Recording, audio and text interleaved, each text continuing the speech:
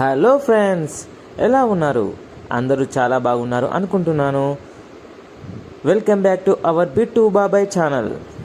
నేను మళ్ళీ ఒక కొత్త బ్లాగ్తో అయితే మీ ముందుకు వచ్చేసానండి. మన ఛానల్లోని వీడియోస్ మీకు నోటిఫికేషన్ ద్వారా రావాలంటే ఛానల్ని సబ్స్క్రైబ్ చేసుకొని బెల్ ఐకాన్ ట్యాప్ చేసుకొని ఆన్ చేసుకోండి. ఇవాళ మీరు చూసే వ్లాగ్ ఒక టెంపుల్ అండి. అది హైదరాబాద్లో ఉంది. పూరి జగన్నాథ్ టెంపుల్ అండి. ఇది చాలామంది విజిట్ చేసే ఉంటారు. బంజారా హిల్స్లో ఉన్న పూరి జగన్నాథ్ టెంపుల్ని మేము విజిట్ చేయడం జరిగింది. చూడడానికి ఇది చాలా బాగుందండి. చుట్టుపక్కల ఉన్న గోడలకి వీళ్ళు ఏదో చరిత్రను చెప్తున్నట్టుగా బొమ్మలు అయితే చెక్కేసి ఉంచారు. మనకేమైనా తెలిసినట్టయితే ఈ బొమ్మలను చూస్తూ ఆ చరిత్రను గుర్తు చేసుకోవచ్చు.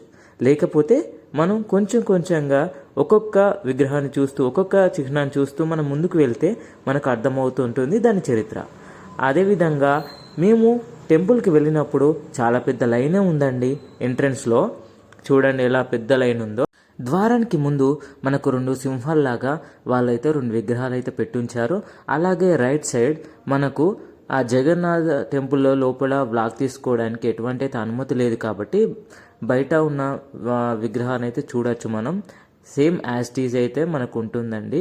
ద్వారం నుంచి ముందుకు వెళ్తున్న కొద్దీ మనకు టెంపుల్ అయితే బాగా కనిపిస్తుంది.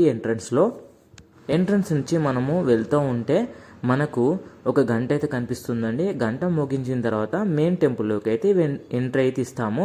ఇక్కడ చెప్పాను కదా 2 సింహాలు ఉంటాయని, అవే ఇవ్వండి, చాలా పెద్దగానే ఉన్నాయి. అలాగే వీళ్ళు చాలా నీట్గా అయితే అక్కడ పరిసరాలు అయితే చూసుకుంటున్నారు.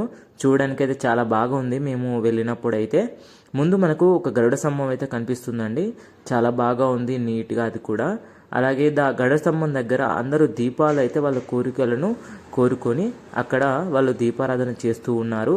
గంట మోగించిన తర్వాత మనము టెంపుల్లోకి అయితే ఎంట్రీ ఇవ్వడం జరుగుతుంది. లోపల ఇంకా పూరి జగన్నాథుడే కాకుండా ఇంకా వేరే విగ్రహాలతో కూడిన గుడులు అయితే మనకు కనిపిస్తాయి లోపలికి వెళ్ళిన తర్వాత. ఒకసారి మీరు ఎంట్రన్స్ చూడండి ఎంత బాగుందో. మీరు ఒకసారి హైదరాబాద్ ఉన్నట్టయితే ఈ టెంపుల్ని అయితే విజిట్ చేయండి. చాలా బాగుందండి చూడడానికి. చుట్టుపక్కల ప్రహార గోడలకు కూడా వాళ్ళు చాలా బాగా డిజైన్ అయితే చేశారు. చూడడానికి చుట్టుపక్కల ఉన్న గుడికి కూడా బాగా మనకు అట్రాక్ట్ అయితే చేస్తూ ఉందండి. ఇక్కడ సెల్ఫీలు వీడియోలు అయితే చాలామంది తీసుకుంటూనే ఉన్నారు. మేము ఇక్కడ విజిట్ చేస్తామని స్టేటస్లో పెట్టుకోవడానికి కాబోలు. ఇక మిగతా విగ్రహాలు చూసుకున్నట్టయితే మనకి ఇక్కడ గణపతి, హనుమాన్, లక్ష్మీ దేవత, సరస్వతి దేవత ఇలా పలు విధమైన దేవుళ్ళ యొక్క విగ్రహాలతో కూడిన గుడులు అయితే వీళ్ళు ఇక్కడ నిర్మించారు. చాలా బాగుందండి. టెంపుల్ అయితే చాలా పాజిటివ్నెస్తో కూడుకొని ఉంది. మీరు కనుక హైదరాబాద్లో ఉన్నట్టయితే ఒక్కసారి విజిట్ చేయడానికి అయితే ప్రయత్నించండి. చూడడానికి చాలా బాగుందండి. మేమైతే మా ఫ్యామిలీతో విజిట్ చేసినప్పుడు ఇక్కడ అంత బాగుంటుంది అనుకున్నాను. జస్ట్ విజిట్ చేయడానికి మాత్రమే అంత ఇంట్రెస్ట్ చూపించలేదు. కాకపోతే అక్కడికి పోయిన తర్వాత పాజిటివ్నెస్ అయితే మనకు అట్రాక్ట్ చేస్తూ ఉంటుంది. అదేవిధంగా టెంపుల్లో ఉన్న మనకు అన్ని విగ్రహాలు అయితే చాలా పాజిటివ్నెస్తో కూడిన ఫేసెస్ అయితే కనిపిస్తూ ఉన్నాయి. మెయిన్ టెంపుల్ తర్వాత మనకు బయటికి వస్తూ ఉంటే హనుమాన్ విగ్రహం అయితే మనకు కనిపిస్తుందండి. దాన్ని చూడవచ్చు మనం. మిగతా టెంపుల్స్ని కూడా మనం చూడవచ్చు. అక్కడ లక్ష్మీదేవత, సరస్వతి, గణపతి ఇలా అన్ని విగ్రహాలు మనకైతే ఆ దేవుళ్ళ యొక్క గుడులు అయితే కనిపిస్తూ ఉంటాయి. గోడలకైతే మనకు చాలా చరిత్రలు చెప్పే విధంగా వాళ్ళు చెక్కి ఉంచారండి.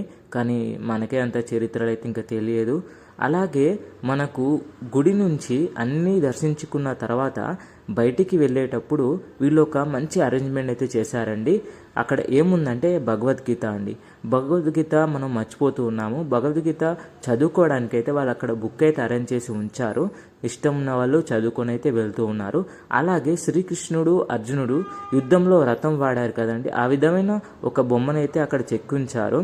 అంటే ఆ యుద్ధం పాండవులు కౌరవుల యొక్క చరిత్రను తెలుసుకోవడానికి మనకు అది ఇంట్రెస్ట్ చూపిస్తుందేమో అనుకుని అక్కడ చెక్కించారు అనుకుంటాను. అలాగే పక్కనే భగవద్గీత కూడా పెట్టారు మనం చదువుకోవడానికి. లోపలైతే మనకు ఎటువంటి వీడియో తీసుకోవడానికి అయితే వాళ్ళైతే అలో చేయలేదండి. మేము ట్రై చేసాము.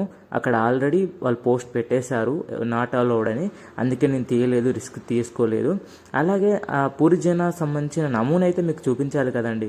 అక్కడికి వచ్చినప్పుడు ఆ విధమైన దేవుడు ఎలా ఉంటాడని తెలుసుకోవాలి కదా.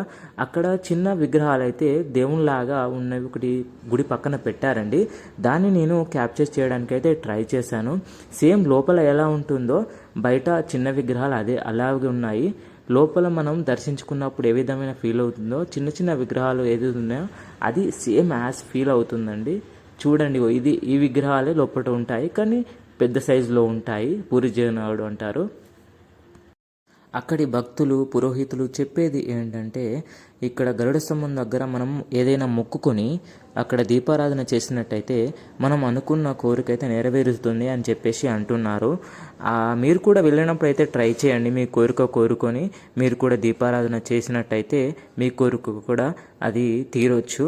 కాబట్టి మీరు తప్పనిసరిగా ట్రై చేయండి. హైదరాబాద్లో ఉన్నట్టయితే హైదరాబాద్ విజిట్ చేసినప్పుడు మేమైతే మా కోరికలు కోరుకొని మేమైతే బయలుదేరాము. మీకు మా వీడియో నచ్చినట్టయితే మీరు మీ ఫ్రెండ్స్కి కానీ ఫ్యామిలీకి కానీ వీడియోని షేర్ చేయండి. అలాగే మన ఛానల్ని సబ్స్క్రైబ్ చేయడం మాత్రం మర్చిపోవద్దు. థ్యాంక్ యూ అండి. Thank you for watching this video. Me support మాకు తెలియజేయడానికి లైక్ అయితే చేయండి. థ్యాంక్ యూ అండి. Thank you very much. మన ఛానల్లో వేరే వ్లాగ్స్ కూడా అప్లోడ్ చేసి ఉన్నాము. మీకు నచ్చినట్టయితే వాటి వీడియోని కూడా చూసి మీ యొక్క సపోర్ట్ని తెలియజేయండి. Thank you very much.